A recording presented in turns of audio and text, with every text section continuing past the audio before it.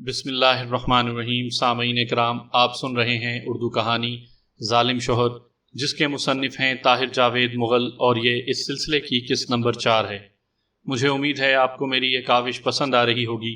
آپ نے اگر ابھی تک میرا چینل کہانی گھر سبسکرائب نہیں کیا تو ابھی میرے چینل کو سبسکرائب کر کے بیل نوٹیفیکیشن آن کر دیجئے تاکہ آنے والی ہر نئی کہانی کی اطلاع بر وقت آپ تک پہنچ سکے۔ بلال شاہ کو بھیجنے کے بعد میں شدت سے اس کی رپورٹ کا انتظار کرنے لگا تھا۔ یہ رپورٹ مجھے 5ویں چھٹے روز ملی۔ تفصیل بتانے کے لیے بلال شاہ خود ہی سری نگر سے چلا آیا تھا۔ حسب معمول نخرے دکھانے، ہائے ہائے کرنے اور لسی کے 3-4 گلاس پینے کے بعد اس کی طبیعت ذرا بحال ہوئی اور اس نے مجھے سری نگر کی کارکردگی سنانی شروع کر دی۔ اس نے بتایا کہ سری نگر کالج میں تو بڑا ہنگامہ مچا ہوا ہے۔ ہاسٹل کا وہ کمرہ سیل کر دیا گیا ہے جہاں سے 4 ہفتے پہلے مریک سنگھ غائب ہوا تھا۔ کچھ جاہل لوگ اس معاملے کو پر اسرار رنگ دے رہے ہیں۔ ان کا خیال ہے کہ مریک سنگھ کو ہوائی چیزیں اٹھا کر لے گئی ہیں۔ وہ بتاتے ہیں کہ مریک سنگھ قبرستانوں میں پھرتا تھا اور سفلی علم والوں کے پاس اٹھتا بیٹھتا تھا۔ غائب ہونے سے چند روز پہلے اس کے دوست اسے بے ہوشی کے عالم میں ایک شمشان گھاٹ سے اٹھا کر لائے تھے۔ بہرحال کچھ لوگوں کا خیال ہے کہ مریک خود کہیں گیا ہے اور کسی دن خود ہی واپس آ جائے گا۔ ان کا کہنا ہے کہ ایک دفعہ پہلے بھی وہ اسی طرح 2 ہفتے ہاسٹل سے غیر حاضر رہا تھا۔ بلال شاہ نے مزید بتایا کہ دولت سنگھ بیٹے کے غم میں ہلکان ہو رہا ہے۔ اس نے مستقل طور پر سری نگر میں چھاؤنی ڈالی ہوئی ہے اور مریک کی تلاش میں ایڑی چوٹی کا زور لگا رہا ہے۔ دوسرے لفظوں میں اس نے پورے سری نگر کی پولیس کو وقت ڈالا ہوا ہے۔ میں نے بلال شاہ سے پوچھا، انسپیکٹر ساجن سے ملے تھے؟ انسپیکٹر ساجن میرے ساتھ ٹریننگ کالج میں رہ چکا تھا اور مجھے اچھی طرح جانتا تھا۔ بلال شاہ نے میرے سوال کا جواب ہاں میں دیا اور بتایا کہ انسپیکٹر ساجن بھی دولت سنگھ کی دھمکیوں اور تڑیوں سے سخت پریشان ہیں۔ وہ اپنی طرف سے بہت کوشش کر رہا ہے لیکن لڑکے کا ابھی تک کوئی کھوج نہیں ملا۔ میں نے کہا، اس کے علاوہ کوئی اہم بات؟ بلال شاہ نے اپنے سفر کا واقعہ سنانا شروع کر دیا کہ کس طرح اس نے بس میں ایک شربت بیچنے والے کو سکرین ملانے پر تھپڑ مارنا چاہا تو کس طرح اس نے شربت والی بالٹی بلال شاہ کے سر پر انڈیل دی اور کس طرح جھگڑے کی وجہ سے بس 1 گھنٹہ رکی رہی۔ میں نے حسب دستور بڑے تحمل سے یہ طویل کہانی سنی۔ یہ اہم بات ختم ہوئی تو میں نے ایک بار پھر پوچھا، اس کے علاوہ کوئی اور اہم بات؟ بلال شاہ کچھ دیر سر کھجانے کے بعد بولا، ہاں یاد آیا، مریک سنگھ کے کمرے سے ایک دیسی جوتے کا جوڑا بھی ملا ہے۔ مریک سنگھ ایسے جوتے ہرگز نہیں پہنتا تھا۔ انسپیکٹر ساجن حیران ہے کہ یہ جوتا کہاں سے آیا ہے۔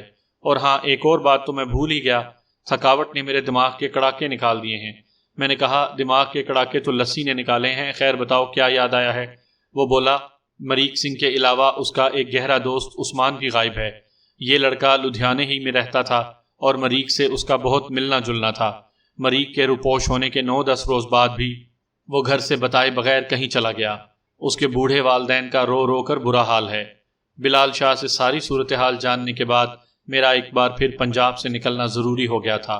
دربارے والے کیس کی ایک تاریخ بھگتانے کے بعد میں نے سری نگر جانے کی تیاری کر لی۔ سری نگر جانے سے پہلے میں شاکر علی کے کرائے والے کوارٹر میں بھی گیا۔ وہ اب سیٹ ہو رہا تھا۔ راحت جان باپ کے پاس آ چکی تھی اور اس کے مسکین چہرے پر بھی خوف کے سائے کچھ سمٹے ہوئے تھے۔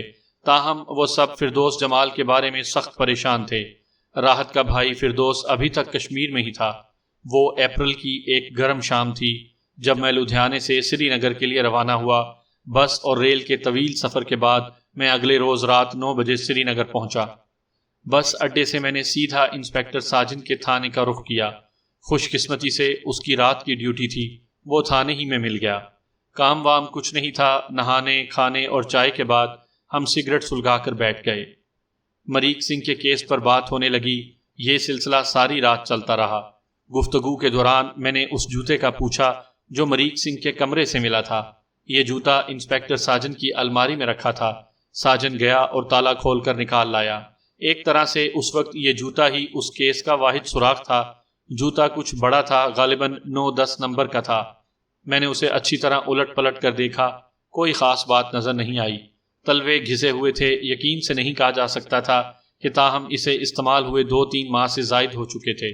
میں نے انسپیکٹر ساجن سے پوچھا کہ اس جوتے کے بارے میں اس کا کیا خیال ہے۔ وہ سگریٹ کا طویل کش لے کر بولا، اگر مریخ سنگھ کو دیسی جوتے ہی استعمال کرنے کا شوق تھا تو وہ کوئی اچھا سا کڑھائی دار کھسا لیتا۔ یہ پھٹا پرانا جوتا اس کا کون سا شوق پورا کر سکتا تھا؟ دوسرا قیاس یہ بھی ہے کہ یہ جوتا کسی ایسے شخص کے پاؤں سے نکل گیا ہو جس نے مریخ کو اغوا کرنے کی کوشش کی، مگر یہ بات دل کو لگتی نہیں۔ جوتوں کا یہ جوڑا بڑے سلیقے سے ایک بیڈ کے نیچے رکھا تھا اور کمرے میں بھی جدوجہد کے کوئی آثار نہیں تھے، بلکہ میں تو کہوں گا کہ مریخ کے زبردستی اٹھائے جانے کا کوئی امکان ہی نہیں۔ جیسا کہ میں نے تمہیں بتایا تھا کہ دولت سنگھ بیٹے کی طرف سے بے حد ہوشیار رہتا تھا، مریخ کو بتائے بغیر دولت سنگھ نے اس کی نگرانی کا انتظام کر رکھا تھا۔ تفتیش کے دوران پتہ چلا ہے کہ اس کے 2 کارندے سائے کی طرح مریخ کے ساتھ لگے رہتے تھے۔ جس رات مریخ ہاسٹل کے کمرے سے غائب ہوا، اس رات بھی ایک شخص ہاسٹل کے مین گیٹ پر موجود تھا، جبکہ ایک دوسرا نوجوان کارندہ طالب علم کے روپ میں مریخ کے ایک قریبی کمرے میں ٹھہرا ہوا تھا۔ اگر مریخ کو اغوا کیا جاتا یا وہ رات کو ہاسٹل سے نکلتا تو کم از کم دولت سنگھ کے مخبر بے خبر نہ رہتے۔ انسپکٹر ساجن سخت الجھا ہوا تھا۔ وہ کالج کے زمانے سے ہی زیادہ محنت کا عادی نہیں تھا، کبھی کبھی تو بالکل ہڈ حرام ہو جاتا تھا۔ مجھے شک ہونے لگا کہ چند دن اور مریخ کا سراغ نہ ملا تو ساجن بھی اسے ہوائی چیزوں کی کارستانی قرار دے کر کیس داخل دفتر کر دے گا۔ وہ ساری رات ہم نے مختلف امکانات پر تبصرہ کرتے ہوئے گزار دی۔ صبح ہوئی تو اسی کمرے میں ہم نے ناشتہ کیا۔ جوتوں کا جوڑا ابھی تک میرے سامنے میز پر رکھا تھا۔ دن کی روشنی میں جوتے زیادہ صاف طور پر نظر آ رہے تھے۔ چائے کی چسکیاں لیتے ہوئے میری نظر بے خیالی میں جوتوں پر جمی ہوئی تھی۔ اچانک ایک چیز دیکھ کر میں چونک گیا۔ کپ نیچے رکھ کر میں نے جوتے کا ایک پاؤں اٹھایا اور اسے کھڑکی سے آنے والی روشنی کی طرف کر کے غور سے دیکھنے لگا۔ چمڑے کے اس خاکستری جوتے پر بے شمار کالے ذرے چمٹے ہوئے تھے، جیسے نہایت باریک پھوار سی پڑی ہوئی ہو۔ یہ پھوار اتنی مدھم تھی کہ نہایت دھیان سے دیکھنے پر ہی نظر آتی تھی۔ سڑکیں بنانے والے جب پتھروں پر تارکول کا چھڑکاؤ کرتے ہیں تو ہوا کے زور سے یہ پھوار ارد گرد پھیل جاتی ہے۔ یہ ذرے کپڑوں پر آ جائیں تو اتنے ڈھیٹ ثابت ہوتے ہیں کہ کئی بار دھلنے کے باوجود نہیں چھوٹتے۔ اب یہی ذرے مجھے جوتوں پر نظر آ رہے تھے۔ ان ذروں کو دیکھ کر میں نے 2 اندازے قائم کیے۔ ایک تو یہ کہ ذرے زیادہ پرانے نہیں ہیں، دوسرا یہ کہ یہ ایک ہی بار جوتے پر نہیں آئے، وہ تہ در تہ چمڑے پر چڑھے ہوئے تھے۔ میں نے جوتوں کے تلووں کو زیادہ غور سے دیکھا تو ان پر بھی تارکول اور سنگریزوں کے ذرے موجود پائے۔ میں نے انسپکٹر ساجن کی توجہ ان چیزوں کی طرف دلائی اور خیال ظاہر کیا کہ ہو سکتا ہے یہ جوتے کسی ایسے مزدور کے ہوں جو سڑک بچھانے والوں کے ساتھ کام کرتا ہو۔ میری بات سن کر ساجن کی آنکھوں میں چمک سی لہرا گئی۔ کہنے لگا، مجھے تمہاری بات میں وزن محسوس ہو رہا ہے۔ آج کل لدھیانہ اسٹیشن کے سامنے والی سڑک کشادہ کی جا رہی ہے۔ 2-2.5 ماہ سے وہاں کام ہو رہا ہے۔ ممکن ہے یہ شخص وہاں مزدوری کر رہا ہو۔ میں نے انسپکٹر ساجن سے کہا کہ وہ آج ہی اپنے ASI کو وہاں بھیجے اور سن گن لینے کی کوشش کرے، ممکن ہے کوئی سراغ مل جائے۔ انسپکٹر ساجن نے فوری طور پر ایک ASI کو بلایا اور اسے ضروری ہدایات دے کر اسٹیشن کے علاقے میں بھیج دیا۔ انسپکٹر ساجن اب مجھے ہاسٹل کا وہ کمرہ دکھانا چاہتا تھا جہاں سے 4 ہفتے پہلے رات کے وقت مریخ غائب ہوا تھا۔ کمرہ دیکھنے کا مجھے بھی اشتیاق تھا، لیکن اس وقت میں وہاں جا کر دولت سنگھ یا اس کے کارندوں کی نگاہوں میں آنا نہیں چاہتا تھا۔ مجھے معلوم تھا کہ دولت سنگھ کے کارندے لدھیانے میں ہر طرف منڈلا رہے ہیں۔ میں نے ساجن کو شام تک کے لیے ٹال دیا اور خود خاموشی سے تھانے کی دوسری منزل پر ایک کمرے میں آرام کرنے کے لیے لیٹ گیا۔ میں نے ساجن سے کہہ دیا تھا کہ کسی کو میری آمد کی خبر نہیں ہونی چاہیے۔ سفر کی تھکاوٹ تھی، گہری نیند آ گئی۔ سپہر 3 بجے کا وقت تھا جب ایک سب انسپکٹر نے دروازے پر دستک دی۔ میں نے دروازہ کھولا۔ یہ وہی سب انسپکٹر تھا جسے ساجن نے اسٹیشن بھیجا تھا۔ اس نے مجھے سلوٹ کیا اور کہنے لگا، جناب، میں ایک مشتبہ کو پکڑ کر لایا ہوں۔ میں نے نیند میں ہچکولے کھاتے ہوئے کہا، ساجن کہاں ہے؟ اس کے پاس لے جاؤ۔ سب انسپکٹر بولا، وہ تو جناب گشت پر نکلے ہوئے ہیں۔ مجھے امید نہیں تھی کہ سب انسپکٹر کا لایا ہوا مشتبہ کارآمد ثابت ہوگا، لہٰذا مجھے زیادہ دلچسپی محسوس نہیں ہو رہی تھی۔ ایک بار تو دل میں آئی کہ سب انسپکٹر کو لوٹا دوں، مگر پھر ہمت کر کے آنکھیں کھولیں اور اس کے ساتھ چلتا ہوا نیچے آ گیا۔ ساجن کے کمرے میں ایک نوجوان دیہاتی لڑکا بیٹھا تھا۔ اس کی شکل و صورت، ہاتھ پاؤں اور حلیہ بالکل دیہاتی مزدوروں جیسا تھا، لیکن اس نے لباس اچھا پہن رکھا تھا۔ سلیٹی رنگ کی پتلون اور سیاہ قمیض تھی۔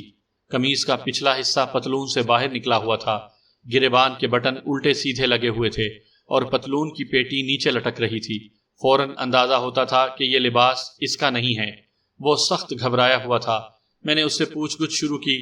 پہلے تو وہ کچھ بتانے سے انکار کرتا رہا اور کہتا رہا کہ یہ کپڑے اسے کوٹھی کے مالک نے دیے ہیں۔ پتہ نہیں کون سی کوٹھی اور کس مالک کا ذکر کر رہا تھا۔ میں نے جب اسے ٹھیک ٹھاک آنکھیں دکھائیں تو وہ راہ راست پر آ گیا۔ تھر تھر کانپتے اور ہاتھ پاؤں جوڑتے ہوئے اس نے یہ انکشاف کیا کہ یہ کپڑے اسے کالج والے باؤ نے دیے تھے۔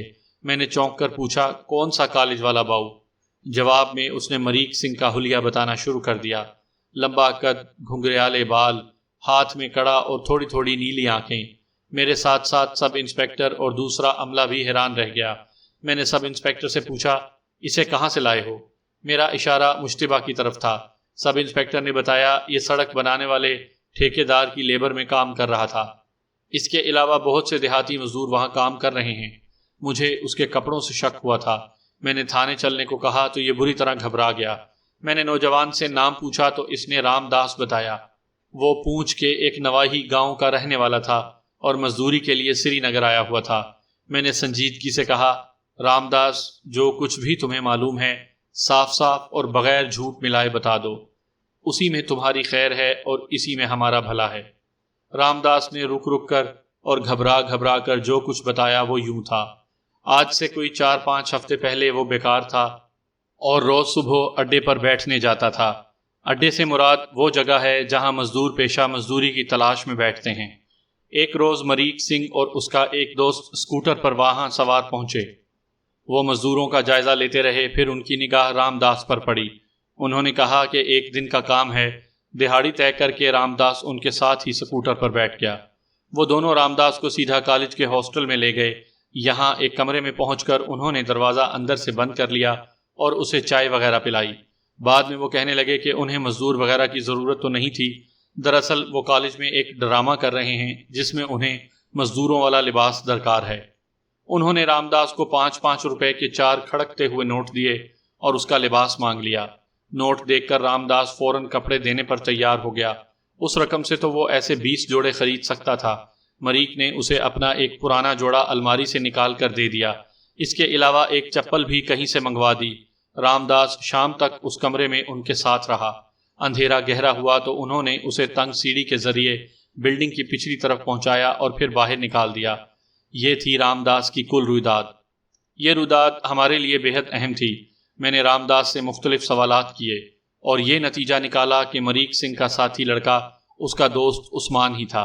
رام داس نے اپنا وہ جوتا بھی شناخت کر لیا جو وہ مریک سنگھ کو دے آیا تھا۔ اب یہ معمہ بے حد حیران کن تھا کہ مریک سنگھ کو اپنی روپوشی سے صرف ایک دن قبل دیہاتی لباس کی ضرورت کیوں پیش آئی۔ میں اور ساجن نے مل کر اس سوال پر بہت غور کیا اور آخر اس نتیجے پر پہنچے کہ مریک سنگھ کو اپنی نگرانی کے بارے میں پتہ تھا۔ اپنے باپ کے مخبروں کو دھوکہ دے کر خاموشی کے ساتھ ہاسٹل سے نکلنے کے لیے اس نے ایک دیہاتی لڑکے کا روپ بھرا، لیکن یہ کوئی آخری نتیجہ نہیں تھا۔ بہت سے سوالات ذہن میں اٹھتے تھے، جن میں سے ایک یہ بھی تھا کہ کیا ہاسٹل سے فرار کے لیے یہ سوانگ رچانا ضروری تھا؟ اب رات ہو چکی تھی۔ ہم نے رام داس کو سب انسپکٹر کی تحویل میں دیا اور خود کالج کے ہاسٹل پہنچے۔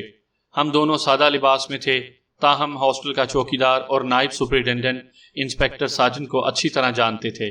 ہمیں مریک کے کمرے تک پہنچنے میں کوئی دشواری نہیں ہوئی۔ ہاسٹل کے محنتی طالب علم دیر ہوئی سو چکے تھے۔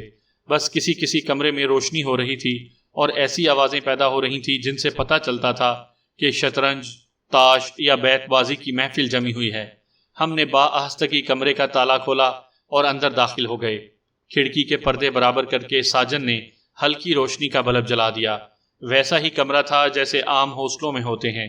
2 بیڈ، 2 میزیں، 2 الماریاں، 2 ٹیبل لیمپ، ایک کیلنڈر اور ایک آرام دہ کرسی۔ الماریوں میں اور میز پر مریک سنگھ کی کتابیں اور دوسرا ساز و سامان بکھرا ہوا تھا۔ یہ سب چیزیں جوں کی توں رکھی تھیں۔ انسپکٹر ساجن مجھے بتا چکا تھا کہ مریک سنگھ کے کمرے کا ساتھی پچھلے 2-3 ماہ سے بیمار ہے اور جن دنوں مریک غائب ہوا وہ ہاسٹل میں نہیں تھا۔ مطلب یہ کہ گمشدگی کی رات مریک سنگھ اس کمرے میں اکیلا تھا۔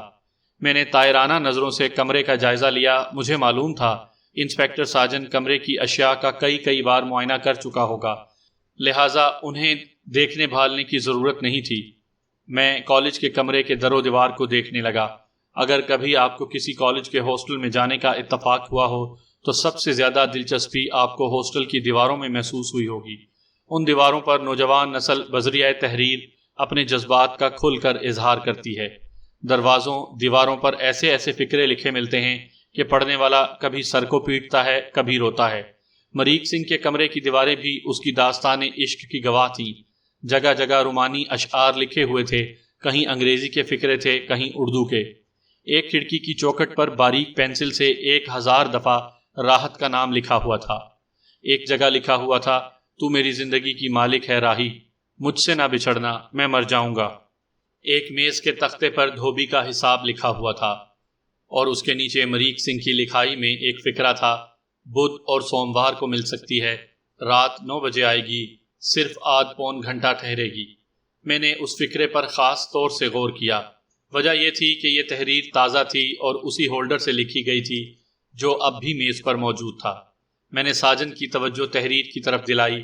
اس نے بتایا کہ وہ پہلے بھی یہ فقرہ پڑھ چکا ہے، شاید کسی لڑکی وڑکی کا معاملہ ہے۔ میں نے حیران ہو کر پوچھا، تو کیا یہاں لڑکیاں بھی آتی ہیں؟ ساجن بولا، یہ امیر زادے سب کچھ کرتے ہیں نواز صاحب۔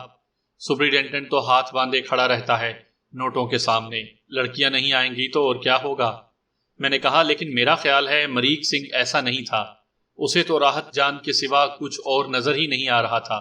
ساجن بولا، آج کل کے لونڈوں کے بارے میں کچھ نہیں کہا جا سکتا۔ دیکھیے، فقرہ پڑھ کر آپ کا دھیان لڑکی کی طرف ہی گیا اور میرا بھی لڑکی کی طرف گیا تھا، لڑکی کا ہی چکر ہوگا۔ میں سر ہلا کر رہ گیا۔ کچھ دیر کمرے کا جائزہ لینے اور ہاسٹل کے عملے سے ضروری سوالات کرنے کے بعد ہم واپس آ گئے۔ میں نے دیکھا کہ مریخ سنگھ کے کمرے کی دونوں طرف کم از کم 3 کمرے خالی ہیں۔ سپرنٹینڈنٹ سے پوچھا تو اس نے بتایا کہ مریخ سنگھ کی گمشدگی کے بعد جو افواہیں پھیلی ہیں ان سے خوفزدہ ہو کر لڑکے کمرے چھوڑ کر دوسرے کمروں میں چلے گئے ہیں۔ ہم ہاسٹل سے تھانے واپس آ گئے۔ وہ ساری رات میں نے مریخ سنگھ کیس کی فائل دیکھتے ہوئے گزار دی۔ فائل پڑھ کر ہی اندازہ ہو جاتا تھا کہ بیچارے انسپیکٹر ساجن نے مریخ کو ڈھونڈنے میں کوئی کسر نہیں اٹھا رکھی۔ اس کے باوجود دولت سنگھ ہر وقت اسے لتاڑتا رہتا تھا۔ میں نے سری نگر میں 2 اور دن گزارے اور مختلف طریقوں سے تفتیش کو آگے بڑھاتا رہا، تاہم کوئی قابل ذکر کامیابی نہیں ہوئی۔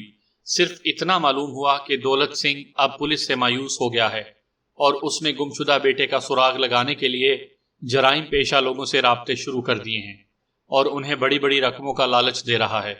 میں نے سوچا، جھوٹی انا اور ضد انسان کو کہاں سے کہاں پہنچا دیتی ہے۔ جس بیٹے کو وہ اپنے سے بڑا سردار بنانا چاہتا تھا اور جس کی شادی کسی راجکماری یا لارڈ کی بیٹی سے کرنا چاہتا تھا، وہ بیٹا ہی نہیں رہا تھا اور اب وہ صرف اس کی صورت دیکھنے کے لیے روپیہ پانی کی طرح بہا رہا تھا۔ بعض اوقات جو بات بڑے لائق فائق ذہنوں میں نہیں آتی، ایک معمولی شخص کے معمولی سے ذہن میں آ جاتی ہے اور وہ کسی مسئلے کا ایسا حل پیش کرتا ہے کہ عقلیں دنگ ہو کر رہ جاتی ہیں۔ ایک ایسا ہی واقعہ میرے سری نگر میں قیام کے دوران پیش آیا۔ میں اس واقعے کو آج تک بھول نہیں پایا۔ صبح 10-11 کا وقت تھا۔ میں رات دیر سے سویا تھا، اس لیے ابھی تک بستر پر پڑا تھا۔ آج شام مجھے لدھیانہ واپس روانہ ہونا تھا۔ اچانک صفائی کرنے والے جمعدار کے قدموں کی آواز آئی۔ وہ تھانے کی دوسری منزل کی صفائی کر رہا تھا۔ اس کا نام راجر مسیح تھا۔ ان 3-4 دنوں میں وہ مجھ سے کافی بے تکلف ہو چکا تھا۔ کہنے لگا، انسپیکٹر صاحب، میرے دماغ میں ایک بات آئی ہے۔ کل آپ اور انسپیکٹر ساجن صاحب میں بڑی بحث ہو رہی تھی۔ وہ کون سا فقرہ تھا جو آپ نے کمرے کی دیوار پر لکھا دیکھا تھا؟ میں سمجھ گیا کہ وہ لڑکی والے فقرے کی بات کر رہا ہے۔ صفائی کرتے ہوئے وہ میری اور ساجن کی باتیں سنتا رہا تھا۔ میں نے اسے فقرے کے الفاظ بتائے تو وہ تفتیشی افسروں کی طرح کہنے لگا، نہیں بادشاہو، ایسے نہیں، ڈائری سے پڑھ کر بتاؤ۔ میں نے مسکراتے ہوئے ڈائری نکالی اور نوٹ شدہ الفاظ پڑھ دیے۔ بدھ اور سوموار کو مل سکتی ہے، رات 9 بجے آئے گی، صرف آدھ پون گھنٹہ ٹھہرے گی۔ وہ جھاڑو کو ٹھوڑی کے نیچے ٹکا کر بولا، جناب مجھے لگتا ہے یہ کسی ریل گاڑی شاڑی کی بات ہے۔ بدھ اور سوموار کو مل سکتی ہے، رات 9 بجے اسٹیشن پر آئے گی، صرف آدھ پون گھنٹہ ٹھہرے گی اور اللہ بیلی ہو جائے گی۔ خاک روب راجر مسیح کی مختصر سی بات نے میرے دماغوں میں سینکڑوں بلب روشن کر دیے۔ میں نے کہا، یار تو نے بات تو واقعی کمال کی ہے۔ میں بستر سے اٹھ کر بیٹھ گیا اور انسپیکٹر ساجن کو اوپر بلانے کے لیے آوازیں دینے لگا۔ راجر مسیح کی بتائی ہوئی لائن پر ہم نے تفتیش کی اور 24 گھنٹے کے اندر اندر ایک سنسنی خیز بات کا علم ہوا۔ سرجیت برادرز نامی ایک پرائیویٹ بس کمپنی ہر بدھ اور سوموار کو اور کبھی کبھی جمعے کو سری نگر اور لدھیانے کے لیے ایک ڈائریکٹ بس چلاتی تھی۔ اپنے سفر کے دوران یہ بس رات 9 بجے کے قریب لدھیانہ پہنچتی تھی اور آدھ پون گھنٹے رکنے کے بعد آگے روانہ ہو جاتی تھی۔ مریخ بھی سوموار کی رات غائب ہوا تھا۔ یہ سوچا جا سکتا تھا کہ اس رات وہ سرجیت برادرز بس سروس کی بس میں بیٹھ کر لدھیانہ روانہ ہو گیا ہو۔ جس وقت وہ لدھیانہ روانہ ہوا اس نے دیہاتی لڑکے کا روپ بھرا ہوا تھا۔ لدھیانہ کا نام ذہن میں آتے ہی حالات کی انگلی ایک خاص طرف اشارہ کرنے لگتی تھی، اور یہ اشارہ اتنا سنسنی خیز تھا کہ یقین نہیں آتا تھا۔ مریخ سنگھ کے لدھیانہ پہنچنے کا ایک ہی مطلب تھا، وہ کسی طرح اس بات سے آگاہ ہو چکا تھا کہ اس کی محبوبہ لدھیانے کے ایک نواحی قصبے میں موجود ہے۔ اگر چند لمحوں کے لیے فرض کر لیا جاتا کہ واقعی ایسا ہوا تھا اور مریخ دیہاتی لڑکے کے بھیس میں راحت سے ملنے آیا یا اسے دربارے کی قید سے چھڑانے وہاں پہنچا تھا، تو اب وہ کہاں تھا؟ میں نے فیصلہ کیا کہ مجھے فوری طور پر لدھیانے واپس پہنچنا ہے، کیونکہ اس کیس کی گمشدہ کڑی سری نگر میں نہیں لدھیانے میں تھی۔ میں نے اسی وقت انسپیکٹر ساجن سے اجازت طلب کی اور بذریعہ بس مظفر آباد روانہ ہو گیا، جہاں سے مجھے پنڈی کے لیے بس مل سکتی تھی۔ حتی الامکان تیزی سے سفر کرتا ہوا میں اگلے روز شام کو لدھیانے پہنچا۔ لدھیانے پہنچ کر میں نے شاکر علی کے گھر کا رخ کیا۔ دروازے پر دستک دی تو راحت نے ہی کنڈی کھولی۔ پردے کی اوٹ سے مجھے دیکھنے کے بعد وہ سامنے آ گئی۔ اس کے خوبصورت ہاتھ گیلے آٹے میں لتھڑے ہوئے تھے اور وہ بالوں کی لٹ پیشانی سے ہٹانے کے لیے بار بار کوہنی کا استعمال کر رہی تھی۔ میں نے پوچھا، شاکر علی کہاں ہے؟ اس نے حسب معمول سہمی سہمی آواز میں چند الفاظ کہے جن سے مجھے صرف اتنا پتہ چلا کہ وہ گھر میں نہیں ہے۔ غالباً اس کی رات کی ڈیوٹی تھی۔ اتنے میں راحت کی بھابھی بھی آ گئی۔ وہ تھوڑی بہت اردو سمجھ لیتی تھی۔ میں نے اس سے کہا کہ میں راحت سے چند باتیں کرنا چاہتا ہوں۔ وہ مجھے احترام کے ساتھ اندر لے گئی۔ راحت کی بھابھی کے ذریعے میں نے راحت سے چند باتیں کی۔ میں نے اس سے پوچھا کہ کیا دربارے کے ساتھ کشمیر سے آنے کے بعد کبھی مریخ سے اس کی ملاقات ہوئی؟ میرے اس سوال نے راحت کے چہرے کو شرم سے سرخ کر دیا۔ وہ کچھ دیر خاموش رہنے کے بعد بولی کہ نہیں، ایسا کبھی نہیں ہوا۔ میں نے اس سے پوچھا کہ کیا اس نے کبھی سوچا تھا کہ مریخ سنگھ اسے ڈھونڈتا ہوا یہاں پہنچ جائے گا؟ وہ نفی میں سر ہلانے لگی۔ میں چند مزید سوالات پوچھنے کے بعد راحت جان کے پاس سے اٹھایا۔ اب میرا رخ لدھیانہ کے پولیس ہیڈ کوارٹر کی طرف تھا۔ میں فوری طور پر دربار سنگھ سے ملنا چاہتا تھا۔ میری اطلاعات کے مطابق وہ اس وقت جوڈیشل ریمانڈ پر جیل میں تھا، لیکن جب میں پولیس ہیڈ کوارٹر پہنچا تو ایک اور ہی خبر سننے کو ملی۔ پتہ چلا کہ دربار سنگھ کا بھائی جوائنٹ سیکرٹری راہوال سنگھ اسے جیل سے چھڑانے میں کامیاب رہا ہے۔ مجھے اس اطلاع سے شدید صدمہ ہوا۔ میں نے ڈی ایس پی لدھیانہ سے وعدہ لیا تھا کہ 1.5-2 ماہ تک کسی طور دربار سنگھ کی ضمانت نہیں ہوگی۔ میں جھلایا ہوا ڈی ایس پی کے پاس پہنچا تو انہوں نے ایک مختلف خبر سنائی۔ انہوں نے کہا کہ دربارہ رہا نہیں، مفرور ہوا ہے۔ اس کی صرف ایک کیس میں ضمانت ہوئی ہے، جبکہ 2 اور کیس باقی تھے، لیکن وہ عدالت کے اندر سے پولیس اہلکاروں کو دھوکہ دے کر نکل گیا۔ اب پتہ چلا ہے کہ وہ کشمیر میں اپنے دوست دولت سنگھ کے پاس چلا گیا ہے۔ اس کی تلاش میں ایک پارٹی کل ہی کشمیر روانہ کی گئی ہے۔ میں سٹ پٹا کر رہ گیا۔ تفتیش کے اس مرحلے میں دربار سنگھ کو ہمارے ہاتھ سے نہیں نکلنا چاہیے تھا۔ پریشانی کے عالم میں لدھیانے سے اپنے قصباتی تھانے میں پہنچا۔ یہاں دربار سنگھ کے بھائیوں نے بہت سر نکالا ہوا تھا اور سرعام مجھے سبق سکھانے کی باتیں کر رہے تھے۔ میں نے حسب عادت ایسی باتوں پر کوئی توجہ نہیں دی۔ اگلے روز مجھے کشمیر سے سردار دولت سنگھ کا ایک اور لو لیٹر ملا۔ اس نے دیدہ دلیری کی انتہا کر دی تھی۔ صاف صاف لکھا تھا کہ دربار سنگھ اس کے پاس ہے، اور اگر میں نے یا میرے افسروں میں سے کسی نے اپنی ماں کا دودھ پیا ہے تو وہ دربارے کو اس کی حویلی سے لے جا کر دکھائے۔ اس کے علاوہ ایک بار پھر مجھے ذلیل موت مارنے کی دھمکی دی گئی تھی، اور یہ بھی اضافہ کیا گیا تھا کہ شاکر علی اور اس کے گھرانے کو ان کے کیے کی سزا دی جائے گی۔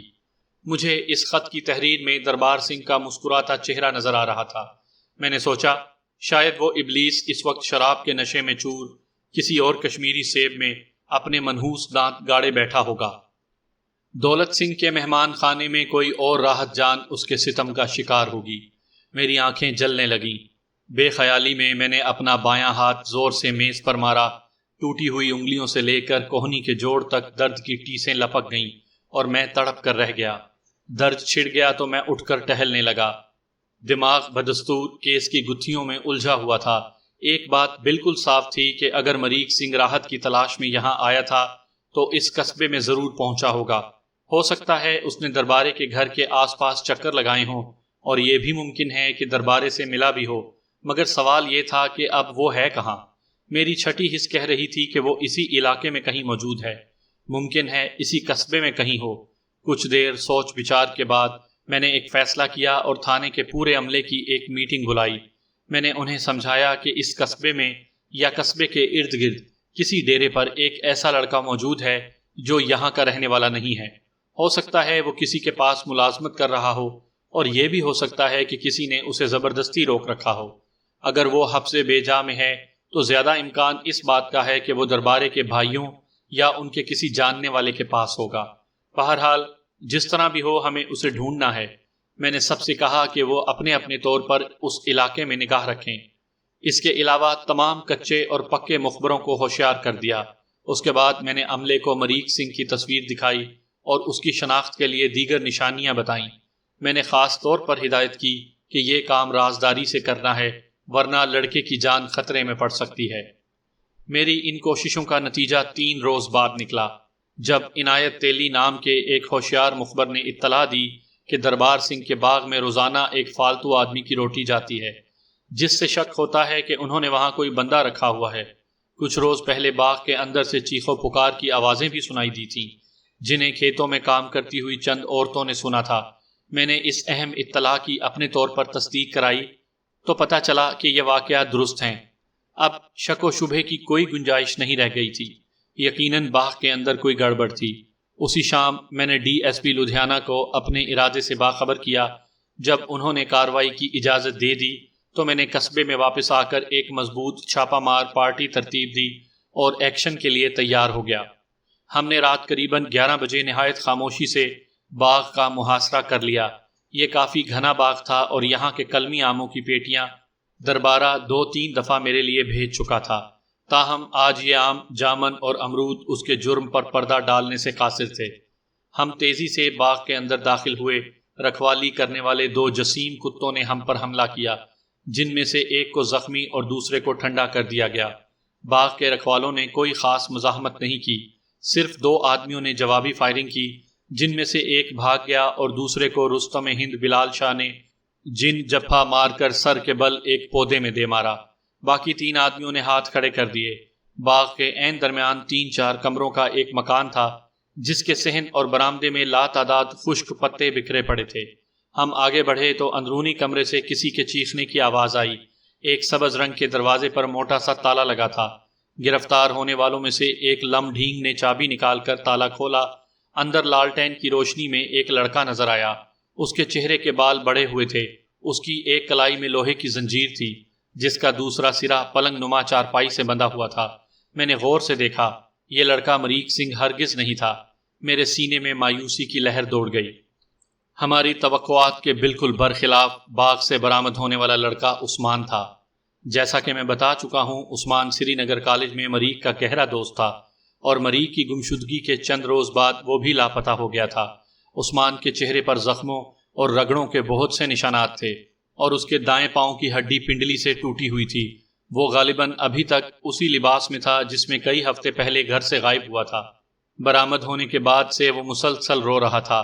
میں نے اس سے مریک سنگھ کے بارے میں پوچھا تو اس نے زار زار روتے ہوئے کہا، مریک اب کہاں ہے؟ مریک کو ان ظالموں نے مار ڈالا۔ عثمان کی بات سن کر میں سناٹے میں رہ گیا۔ اس کے لہجے میں سچائی چیخ چیخ کر بول رہی تھی۔ میں نے پوچھا، کیا کہہ رہے ہو؟ کس نے مارا مریک کو؟ وہ گرفتار شدگان کی طرف انگلی اٹھا کر بولا، انہوں نے، ان سب نے اسے مار ڈالا۔ میری آنکھوں میں دولت سنگھ کا چہرہ گھوما، جو بیٹے کی تلاش میں دیوانہ ہو رہا تھا۔ راحت کی معصوم شبح میری آنکھوں میں لہرائی، جو مریک سنگھ کا نام سن کر اب بھی نامعلوم جذبے سے سرخ ہو جاتی تھی، اور ہاسٹل کے اس کمرے کا خیال آیا جس میں ابھی تک مریک کی کتابیں بکھری ہوئی تھیں، اور جس کی ایک کھڑکی پر سینکڑوں دفعہ راحت کا نام لکھا ہوا تھا۔ میں نے حیرانی سے سوچا، کیا واقعی مریک مر چکا ہے؟ عثمان مسلسل رو رہا تھا۔ بہت مشکل سے میں نے اسے چپ کروایا اور کچھ بولنے پر آمادہ کیا۔ عثمان نے جو انکشافات کیے وہ مختصراً اس طرح ہیں۔ مریک سنگھ دربارے کے اپنے ہاتھوں ہی قتل ہو چکا تھا، اور اس واقعے کا علم دربارے کے چند خاص الخاص کارندوں کے سوا اور کسی کو نہیں تھا۔ مریک سنگھ یہاں کیسے پہنچا اور کیسے موت کے منہ میں گیا، اس کی تفصیل بتاتے ہوئے عثمان نے بتایا کہ گلمرگ سے واپس آنے کے بعد سے مریک کی حالت بہت خراب تھی۔ وہ سارا دن ہاسٹل کے کمرے میں پڑا رہتا تھا یا پاگلوں کی طرح قبرستانوں اور پیروں فقیروں کے ڈیروں پر گھومتا رہتا۔ اسے صرف اتنا معلوم تھا کہ اس کے باپ نے راحت کو اپنے ایک دوست دربار سنگھ کے حوالے کیا ہے، جو اسے لے کر پنجاب کے کسی شہر میں چلا گیا ہے۔ مریک کی حالت زار دیکھ کر عثمان نے راحت کا سراغ لگانے کی ٹھانی۔ اس نے دولت سنگھ کے ایک نوکر کو ساتھ ملایا اور کھوج لگایا کہ راحت جان لدھیانے میں یا اس کے آس پاس کہیں موجود ہے۔ لدھیانے پہنچ کر اس نے تنے تنہا راحت کی تلاش جاری رکھی اور آخر دربار سنگھ کا کھوج لگا لیا۔